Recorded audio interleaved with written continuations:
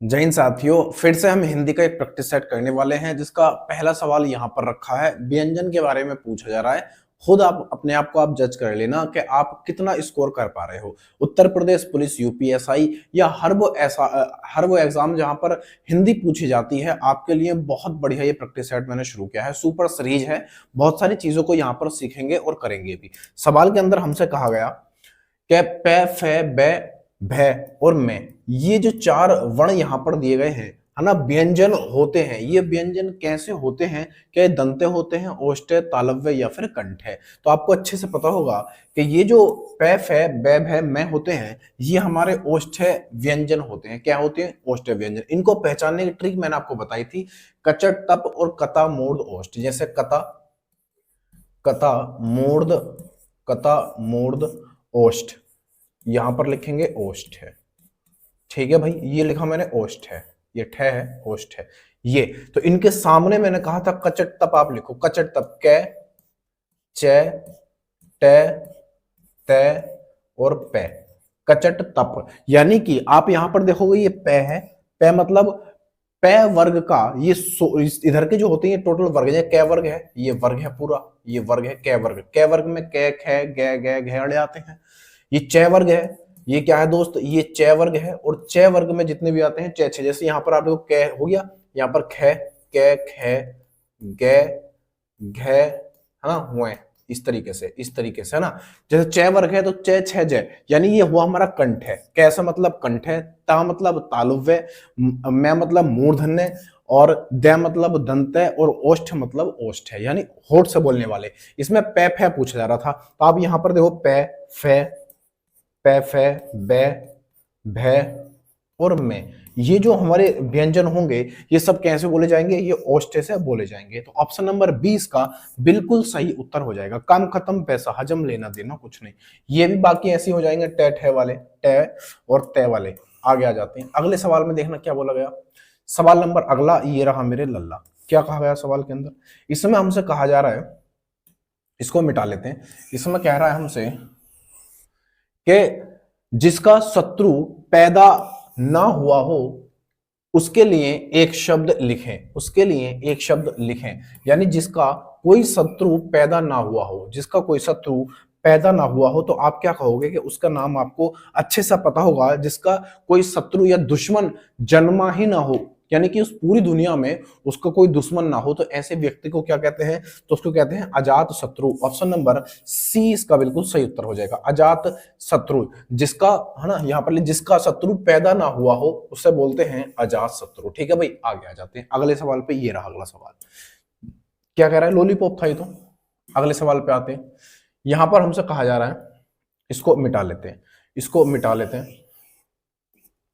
सवाल के अंदर कहा जा रहा है हमसे कि मीन का पर्यायवाची शब्द है। मीन, मीन आप अच्छे जानते हो, मीन किसको बोलते हैं? तो आप कहोगे मीन बोलते हैं मच्छी को। मीन किसको बोलते हैं? मछली को बोलते हैं। तो इस मीन के जो पर्यायवाची होते हैं, जैसे मछली हो जाता है, मछली, है ना, मछली हो जाता है, मछली हो जाता है। और छज, छस सॉरी छस हो जाता है, मत्स्य हो जाता है, मत्स्य हो जाता है ना, मत्स्य हो जाता है। ये सब किसके हैं भैया? ये सब मछली के पर्यायवाची हो जाते हैं। तो इसका जो आंसर होगा option number C, sorry option number D इसका बिल्कुल सही उत्तर हो जाएगा। यानी मत्स्य जो होगा इसका बिल्कुल सही उत्तर हो जाएगा। ठीक है भाई, इसका बिल्कुल सही उत्तर हो जाएगा। आगे आ जाते हैं। देखो यहाँ पर मत्स्य, मत्स्य, ये आधा तय बनेगा यहाँ पे। आगे आ जाते हैं अगले सवाल पे। ऑप्शन नंबर डी इसका बिल्कुल सही था। देखो अगला क्या बोला गया। सवाल नंबर अगला ये रहा मेरे लल्ला। इसके अंदर कहा जा रहा है हमसे, इसमें कहा जा रहा है कि घनिष्ठता, घनिष्ठता का शुद्ध रूप क्या है? घनिष्ठता का शुद्ध रूप, यानी घनिष्ठता शुद्ध कैसे लिखा जाता है, शुद्ध रूप हमसे पूछा जा रहा है। तो आप यहां पर देखो, घनिष्ठता नहीं होता है, क्या होता है? क्या होता है? आपको घनिष्ठता होता है। क्या होता है? घनिष्ठता। ऑप्शन नंबर इसका सी बिल्कुल सही उत्तर हो जाएगा। घनिष्ठ था, ये टे नहीं होता, ठे होता है, तो घनिष्ठ था। इस तरीके से घनिष्ठ, घनिष्ठ और ता, घनिष्ठ था। ऑप्शन नंबर सी इसका बिल्कुल सही उत्तर हो जाएगा। आगे आ जाते हैं, क्या कह रहा है अगले सवाल में, देखना। सवाल नंबर अगला ये रहा मेरे लल्ला। इसको कर लेते हैं। सवाल के अंदर क्या कहा गया, इसको मिटा लेते हैं। इसमें कह रहा है निम्न में से उत्तम पुरुष पुरुष वाले जोड़े को पहचानिए, उत्तम पुरुष वाले जोड़े को पहचानिए। एक ही होना चाहिए था, दो क्यों आ गए यहाँ पर? तो उत्तम पुरुष वाला जोड़ा हमें यहाँ पर बताना है। तो उत्तम पुरुष वाला जोड़ा कौन सा होगा भाई? उत्तम पुरुष में आप अच्छे जानते हो, जो उत्तम पुरुष है, पुरुष तीन तरीके के होते हैं। एक होता है प्रथम, एक होता है उत्तम पुरुष, यहाँ पर होते हैं तीन। एक होता है उत्तम पुरुष, सीख लो इस चीज को, उत्तम पुरुष। और एक होता है मध्य पुरुष, मध्यम बोल सकते हो, मध्यम पुरुष, मध्यम पुरुष। और एक हो जाता है अन्य पुरुष, एक हो जाता है अन्य। ये तीन हो जाते हैं। उत्तम के अंदर जो आते हैं, उत्तम के अंदर आते हैं दो। कौन कौन से? एक आता है मैं और एक आ जाता है हम, ये दो हो जाते हैं। और मध्यम के अंदर आ जाता है जैसे तू, आप, तुम, ये सब किस में आ जाते हैं? तुम है, तुमको, ये सब मध्य में आते हैं। और अन्य में जो आते हैं वो आ जाते हैं बे और नाम। यानी अगर किसी व्यक्ति का, किसी लड़की का या लड़के का नाम होगा तब भी वो अन्य पुरुष में चला जाता है। तो हमसे क्या पूछ रहा है? उत्तम पुरुष वाला पूछ रहा है। तो उत्तम पुरुष वाला कौन सा होगा? तो मैं और हम जो होंगे ये उत्तम पुरुष वाले हो जाएंगे। ऑप्शन नंबर ए इसका बिल्कुल सही उत्तर हो जाएगा। ठीक है भाई, आगे आ जाते हैं। सवाल नंबर अगला ये रहा मेरे लल्ला। चीजों को सीखते हुए चलो तो मजा आएगा, है ना? चीजों को सीखना जरूरी होता है। क्या कह रहा है भाई अगले सवाल में? देखो, अगले प्रश्न में कहा जा रहा है हमसे कि कटोरे भर उसने खाई खीर वाक्य में अनुबद्ध संबंध बोधक अव्यय कौन सा है? इसमें कह रहा है वाक्य के अंदर हमसे क्या कहा जा रहा है कि कटोरे भर उसने खाई खीर, वाक्य में अनुबंध संबंध बोधक अपव्यय, संबंध बोधक अपव्यय। अव्यय आप अच्छे जानते हो, अव्यय वो शब्द होते हैं यानी अभिकारी जो खर्च ना हो सके। सीधा सीधा हिंदी में कहूं तो आप ऐसे लिख सकते हो, जो खर्च न हो सके, खर्च ना हो सके का क्या मतलब है भाई? खर्च ना हो सके मतलब, इसका मतलब है कि अब जिनमें परिवर्तन ना हो, यानी कि जिनमें क्या ना हो? परिवर्तन, जिनमें परिवर्तन ना हो। यहां पर क्रॉस कर दिया मैंने, है ना? क्रॉस, जिनमें परिवर्तन ना हो उन्हें क्या बोलते हैं? अव्यय बोलते हैं। अब इसमें कह रहा है, यहां पर हमें सवाल दिया है, एक वाक्य है पूरा कि कटोरे भर उसने खीर खाई। अब कटोरे भर जब उसने खीर खाई है दोस्त, तो इस कटोरे भर खीर में अपव्यय हमसे पूछना चाह रहा है कि इसमें अपव्यय कौन सा हो जाएगा? अपव्यय। तो आप यहां पर देखो भर, यहां पर जो भर होगा, यहां पर जो भर है वही हमारा अपव्यय हो जाएगा। इस भर में आप कोई भी परिवर्तन नहीं कर सकते, यानी कि जो रूढ़ होते हैं, रूढ़ वो क्या होते हैं भाई? अपव्यय होते हैं। तरीके से इसमें परिवर्तन हो सकता है क्या? नहीं हो सकता। तो यही हमारा आंसर बन जाएगा। ठीक है भाई, कटोरे नहीं होगा, उसने खाई, ये सब में परिवर्तन हो सकता है। आगे आ जाते हैं। सवाल नंबर अगला देखो क्या कह रहा है। आप फटाफट इसका आंसर देते हुए चला करो, मजा आता है, आपको मजा आएगा, अच्छा लगेगा। देखना क्या कह रहा है, इसको मिटा लेते हैं। इसमें कह रहा है हमसे, इसमें कह रहा है कि हाथी आता है वाक्य का बहुवचन बनाइए। हाथी आता है ये वाक्य है, यहां पर एक वाक्य है हाथी आता है, इतना एक वाक्य है। और इसको आप क्या बनाना है? बहुवचन बनाना है। इसको बहुवचन बनाना है तो आप इसका बहुवचन कैसे बनाओगे? तो आप कहोगे इसका बहुवचन बनाना तो बहुत आसान है। बोले कैसे? कि इसको ऐसे लिखते हो, हाथी आते हैं, या ऐसा कर सकते हो, हाथी आते हैं। हाथियों आते हैं ये नहीं होगा, हाथियों आते हैं ये नहीं होगा, ये गलत जवाब है, ये वाला नहीं होगा। ठीक है, फिर कह रहा है हाथियों आती हैं। आती कहां से हो जाएगा? स्त्रीलिंग, हाथी तो होते हैं, पुल्लिंग है तो स्त्रीलिंग तो हो नहीं सकता। क्रिया भी कैसे होनी चाहिए? जैसा हमारा यहाँ पर कर्ता होता है वैसे ही हमारी क्रिया होती है। तो यहाँ पर हाथी आते हैं बहुवचन, ये बिल्कुल सही है। हाथी आते हैं, यहाँ पर बिंदी नहीं है तो इसलिए ये गलत है। ये एक वचन है, बनाना क्या है? बहुवचन। और है बहुवचन तब बनता है जब इस पर बिंदी लगती है। तो ऑप्शन नंबर सी इसका बिल्कुल सही उत्तर हो जाएगा। ठीक है भाई, आगे आ जाते हैं। क्या कह रहा है अगले में? सवाल नंबर अगला ये रहा मेरे लल्ला। जरा बताओ इसका आंसर क्या होगा?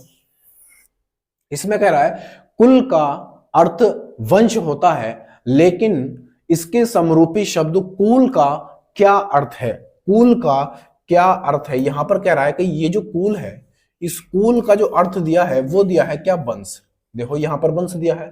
अब वो कह रहा है कि समरूपी में ये जो कुल है, ये वाला जो कुल है, इस कुल का अर्थ क्या है?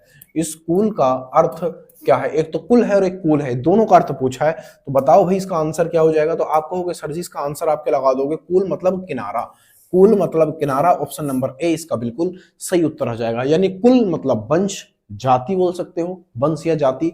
और कूल का अर्थ होता है किनारा, किनारा या तट भी उसको बोल सकते हो। ऑप्शन नंबर ए इसका बिल्कुल सही उत्तर हो जाएगा। अगले पे आ जाते हैं। अगला देखो क्या कह रहा है, सवाल नंबर अगला ये रहा मेरे लल्ला। क्या कहा गया, इसको मिटा लेते हैं यहां से।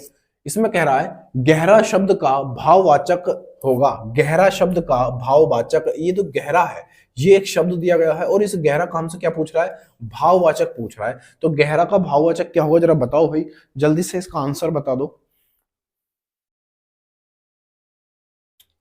तो गहरा का जो बहुवचन हो, सॉरी, भाववाचक बनेगा तो आप बड़ी आराम से कह दोगे, गहरा का बनेगा गहराई। क्या बनेगा दोस्त, गहराई। ऑप्शन नंबर सी इसका बिल्कुल सही उत्तर हो जाएगा। गहरे का बनेगा गहराई, समझ रहे हो। देखो गहरा गड्ढा होता है, यानी कि जैसे मैं लिखा है यहां पर लिख दूं मैं गहरा, गहरा गड्ढा, जैसे लिखा मैंने गहरा गड्ढा, है ना, गड्ढा होता है ना, ढा, गड्ढा, गहरा गड्ढा, ये नहीं होगा इसमें, गहरा गड्ढा। अब यहां पर ये जो गड्ढा है, ये यहां पर क्या, ये विशेष से बन जाएगा। क्या बनेगा दोस्त, ये बनेगा विशेष से, ये बन जाएगा विशेष से, ये विशेष से बनेगा। और ये क्या बनेगा, ये विशेषण बन जाएगा, विशेषण, विशेषण, ठीक है भाई, ये बनेगा विशेषण। लेकिन गहराई जो होगा, गहराई बनेगा भाववाचक, ठीक है भाई, ये भाववाचक बन जाएगा। अगले पे आ जाते हैं। अगले में क्या कह रहा है, इसको आगे देखो। सवाल नंबर अगला ये रहा मेरे लल्ला। इसके अंदर कहा जा रहा है, हमसे इसको मिटा लेते हैं। इसमें कह रहा है जय का निम्न में कौन सा सही विलोम है। जय का निम्न में, यानी जो नीचे दिए गए हैं इनमें क्या विलोम बनेगा। तो जय का विलोम क्या होगा भाई, जय मतलब क्या होती है, विक्ट्री, विजय, है ना, जीतना, ये क्या होते हैं, ये जय होती है। और इसका हमसे क्या पूछ रहा है, विलोम पूछ रहा है। तो जय का क्या हो जाएगा, पराजय हो जाएगा, पराजय। ऑप्शन नंबर बी इसका बिल्कुल सही उत्तर हो जाएगा। ऑप्शन नंबर बी इसका बिल्कुल सही उत्तर है, ठीक है भाई। आगे आ जाते हैं, हल्का ही था। आगे क्या बोला गया, देखना भाई क्या कह रहा है, इसको मिटा लेते हैं यहां से। इसमें कह रहा है हमसे कि देशभक्ति में समास है। देशभक्ति में समास पूछना चाह रहा है वो हमसे। तो देशभक्ति में समास यानी देशभक्ति, यहां पर अगर आप लिखोगे, यहां पर मैंने लिखा जैसे देशभक्ति, देशभक्ति, तो देशभक्ति का अर्थ क्या हुआ, देशभक्ति का अर्थ हो जाता है देश के लिए भक्ति, देश के लिए भक्ति। तो यहां पर आप लिख लोगे देश के लिए भक्ति, समझ रहे हो बात को। तो देश के लिए भक्ति, देश के लिए भक्ति। यहां पर आप देखोगे तो यहां पर क्या हो जाएगा, संप्रदान तत्पुरुष हो जाएगा। कैसा, संप्रदान तत्पुरुष। तो ऑप्शन नंबर क्या बनेगा, तत्पुरुष समास हो जाएगा। ऑप्शन नंबर डी इसका बिल्कुल सही उत्तर हो जाएगा। द्विगु में क्या होती है, संख्याएं होती हैं, और बहुब्री में क्या होता है, संख्याएं तो होती है लेकिन उनके बाद कोई अंग होता है, जैसे दशानन, लंबोदर, नीलकंठ, ये सब किस में आते हैं, बहुब्री में आ जाते हैं। बहुब्री का कोई पद प्रधान नहीं होता है, यानी कि इसमें आप कह सकते हो कोई पद प्रधान नहीं होता है। पद प्रधान, कोई पद प्रधान नहीं होता है, नहीं होता है। कोई तीसरा पद प्रधान होता है ना, कोई तीसरा पद प्रधान होता है। समझ रहे हो बात को। बहुब्री में कई बार सवाल पूछा जाता है ऐसा कौन सा समास है जिसका कोई भी पद प्रधान नहीं होता है। तो ऑप्शन नंबर सी इसका सही हो जाएगा। लेकिन सवाल में पूछा गया था हमसे कि देशभक्ति के लिए समास क्या होगा, तो देशभक्ति में जो समास होगा वो हो जाएगा तत्पुरुष समास, यानी देश के लिए भक्ति। अगले सवाल पे आ जाते हैं, देखना अगले सवाल में क्या कह रहा है। सवाल नंबर अगला ये रहा मेरे लल्ला, इसको मिटा लेते हैं यहां से।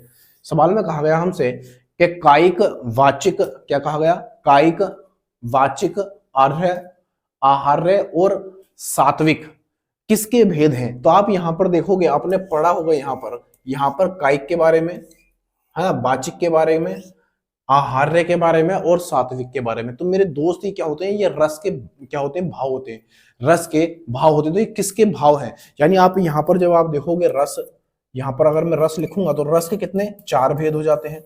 चार भेद होते हैं, कौन कौन से, एक होता है अनुभाव, एक अनुभाव, अनुभाव, अनुभाव विभाव, अनुभाव विभाव, संचारी भाव, संचारी, है ना, संचारी भाव, और व्यवचारी भाव भी हो जाता है। कौन सा, व्यवचारी भाव, कहीं है व्यवचारी, व्यवचारी भाव। ये व्यवचारी भाव ये कितने हो जाते हैं, चार हो जाते हैं, ठीक है भाई। एक, दो, तीन और 4, ये व्यवचारी भाव है, ये इसके भाग है। तो इसमें कह रहा है कायिक, इन चारों में से किसी ना किसी का क्या होता है, कायिक, वाचिक, आर्य और सात्विक, ये भेद होते हैं। तो किसके भेद हो जाते हैं भाई, तो ये हो जाते हैं संचारी भाव के। किसके दोस्त, ये हो जाते हैं संचारी भाव के। तो संचारी भाव के कितने भेद हो जाते हैं, तो ये 4 भेद हो जाते हैं संचारी के। संचारी के 4 भेद हो जाते हैं, ठीक है भाई। तो कायिक, वाचिक, आर्य और सात्विक किसके हैं, संचारी भाव के भेद हो जाते हैं, ठीक है भाई। आगे आ जाते हैं, अगले पे आते हैं। तो रस के कितने भेद होते हैं, बोले 4, है ना, और संचारी भाव के भी 4 हो जाते हैं। आगे देखना क्या कह रहा है, इसको मिटा लेते हैं यहां से।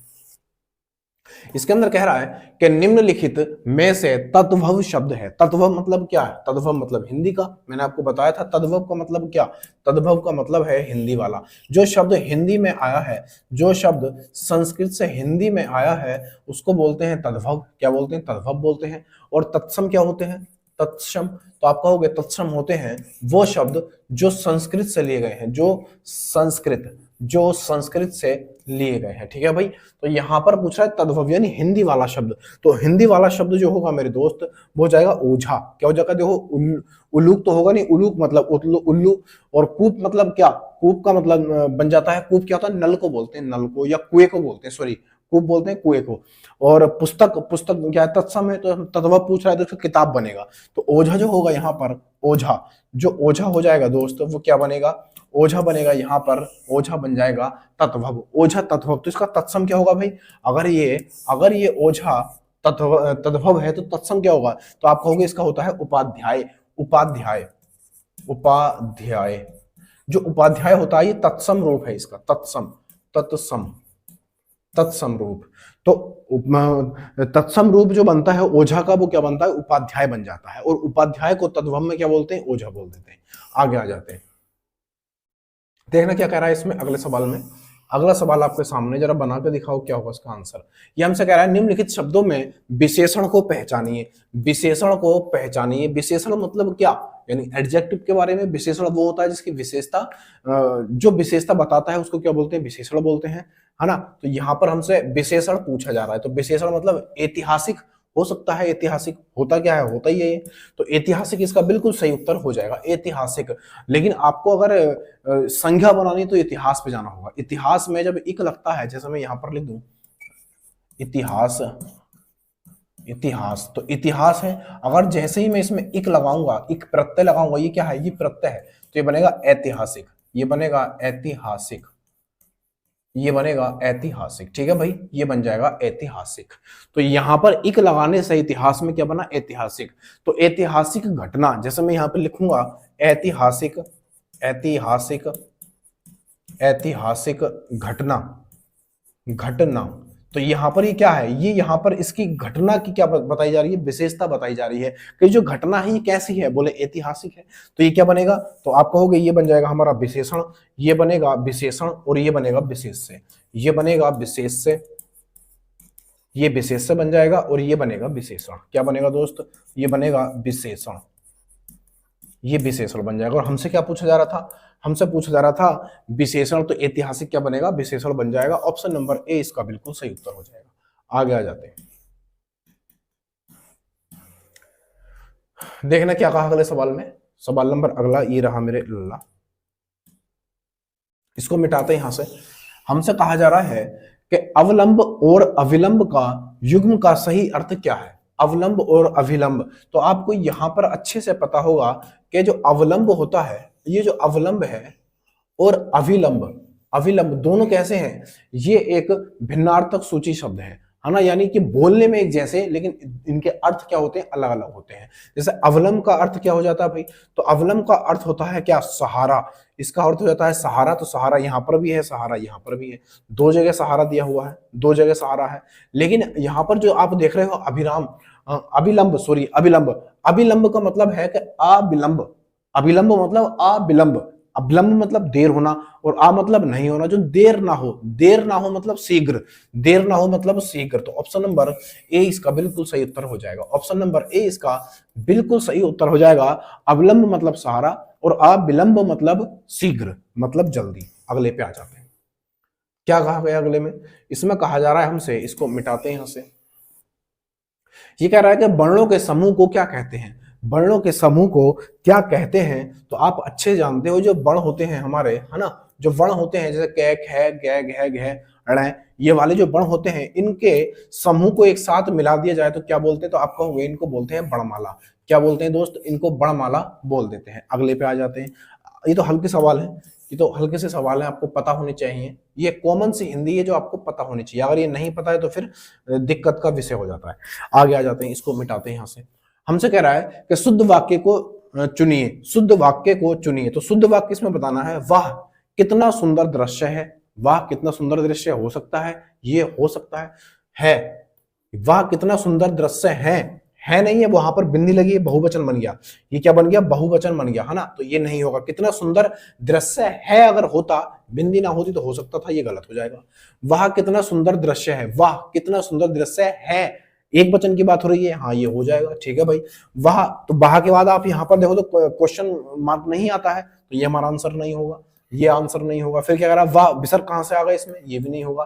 तो विस्मयादि बोधक का यहाँ पर क्या हो रहा है? पहचान करानी है। तो वाह के लिए ऑप्शन नंबर बी बिल्कुल सही उत्तर है, यानी इसका जो बनेगा वाह कितना सुंदर दृश्य है, बिल्कुल सही उत्तर हो जाएगा। यहाँ पर एक वचन आएगा। आगे आ जाते हैं, अगले पे आ जाते हैं। क्या कह रहा है अभी अगले में? इसको मिटाते हैं यहां से। इसमें कह रहा है हमसे, अपने मुंह मियां मिट्ठू बनना। मुहावरे का अर्थ है अपने मुंह मियां मिट्ठू बनना। अपने मुंह मियां मिट्ठू बनना, ये जो सवाल है ये उत्तर प्रदेश पुलिस कांस्टेबल में पूछा गया था, है ना। ये सवाल पूछा गया था, बढ़िया से इसको पढ़ना। तो इसका आंसर क्या बनेगा? तो ये कह रहा है खुद की तारीफ करना। अपने मुंह मियां मिट्ठू बनना, इस मुहावरे का अर्थ होगा खुद की प्रशंसा करना, है ना। ये कह रहा है अपनी आलोचना करना। आलोचना करना नहीं होता, प्रशंसा होता, ये गलत हो जाएगा। अपनी प्रशंसा स्वयं न करना, ये तो गलत है।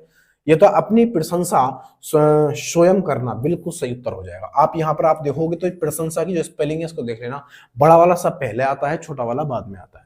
तो ऑप्शन नंबर सी इसका बिल्कुल सही उत्तर हो जाएगा। आगे आ जाते हैं, देखना क्या कह रहा है अगले सवाल में। सवाल नंबर अगला ये रहा मेरे लल्ला।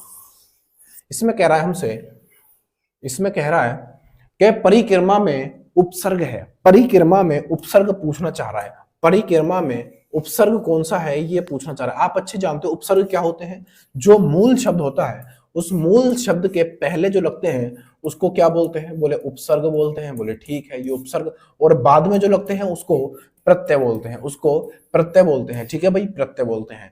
और ये जो प्रत्यय होते हैं दो तरीके के होते हैं, आप अच्छे से जानते हो। दो तरीके, जो क्रिया के साथ लगते हैं उनको बोलते हैं कृत प्रत्यय, और जो संज्ञा सर्वनाम और विशेषण के साथ लगते हैं उनको तदित प्रत्यय बोल देते हैं। तो यहाँ पर मूल शब्द आप छांट के हटा दो और जो बचेगा वही आपका क्या बनेगा? उपसर्ग बन जाएगा। तो यहाँ पर जैसे परिक्रमा लिखा हुआ है तो मैं यहाँ पर अगर लिख दूं परिक्रमा, यहाँ पर लिखा मैंने परिक्रमा। परिक्रमा जब आप इसको तोड़ोगे तो ये कैसे टूटेगा? तो ये टूटेगा परिधन क्रम क्रम। ठीक है भाई, तो परिधन क्रम, तो इसमें उपसर्ग क्या बना? परि बनेगा। तो ऑप्शन नंबर सी इसका बिल्कुल सही उत्तर हो जाएगा। ठीक है भाई, आगे आ जाते हैं, अगले सवाल पे आते हैं। देखो आसान सवाल है, इतने हार्ड सवाल नहीं है जैसा कि आप सोच रहे हो। आपको अच्छे से पता है कि ज्यादा हार्ड पूछा भी नहीं जाता है, समझ रहे हो। जहां तक तैयारी होती है वहां तक ही पूछा जाता है। अगला सवाल आपके सामने है, जरा बताओ इसका आंसर क्या होगा? इसका आंसर क्या हो जाएगा जरा बताओ। इसमें कह रहा है कि निम्न में से कौन सा शब्द स्त्रीलिंग है? निम्न में से कौन सा शब्द स्त्रीलिंग है? स्त्रीलिंग की पहचान मैंने आपको बताई थी। आप एक तो होता, होता है, होता है तो ये बनेगा हमारा पुल्लिंग। और अगर होती है, होती, होती है तो ये बनेगा स्त्रीलिंग। तो ये बनेगा स्त्रीलिंग। ये मैं क्रिया से पहचान करनी बताई थी। हाँ, हालांकि आप इसको सर्वनाम से भी पहचान सकते हो, सर्वनाम से भी पहचान सकते हो, मेरा मेरी से। तो यहाँ पर क्या पूछ रहा है? स्त्रीलिंग पूछ रहा है। स्त्रीलिंग पूछ रहा है तो स्त्रीलिंग के लिए क्या हो? सौभाग्य अच्छा है या सौभाग्य अच्छा होता है या होती है? तो आप कहोगे सौभाग्य अच्छा होता है। और जब अच्छा होता है तो ये क्या बनेगा? पुल्लिंग बन जाएगा। पूछे क्या? स्त्रीलिंग। सुंदरता होती है या होता है? तो सुंदरता होती है, सुंदरता होती है, स्त्रीलिंग बनेगा। काव्य होता है या होती है? तो काव्य होता है, तो ये बनेगा पुल्लिंग। चंद्र होता है या होती है? तो चंद्र होता है, ये भी पुल्लिंग बनेगा। ऑप्शन नंबर 20 का बिल्कुल सही उत्तर हो जाएगा। ठीक है भाई, ऑप्शन नंबर 20 का राइट आंसर हो जाएगा। आगे आ जाते हैं, देख लो अगला सवाल ये रहा। सवाल क्या है? आपका होमवर्क है, ये आपके लिए होमवर्क है और इसका जवाब आपको कहाँ देना है? कमेंट में करके बताना है कि इसका सही उत्तर क्या बन जाएगा। ये कह रहा है कि लठियाना किस प्रकार की क्रिया है। लठियाना किस प्रकार की क्रिया है, अच्छा सवाल है, इसका आंसर देना। लठियाना किस प्रकार की क्रिया है, किस प्रकार की क्या है दोस्त, क्रिया है। इसका आंसर आप कहां दोगे, कमेंट में दोगे। कहां पर, कमेंट में, कमेंट में इसका आंसर देना। वीडियो पसंद आया तो लाइक शेयर सब्सक्राइब करके जरूर जाना। हर रोज ऐसे ही वीडियो मिलेगी आपको, यानी प्रैक्टिस सेट रोज कराया जाएगा इसी समय, है ना। तो वीडियो पर नए हो तो तुरंत सब्सक्राइब कर लेना। ये वीडियो किसी के माध्यम से मिला हो तब भी कर लेना। बाकी बातें कल करेंगे, तब तक के लिए जय हिंद जय भारत।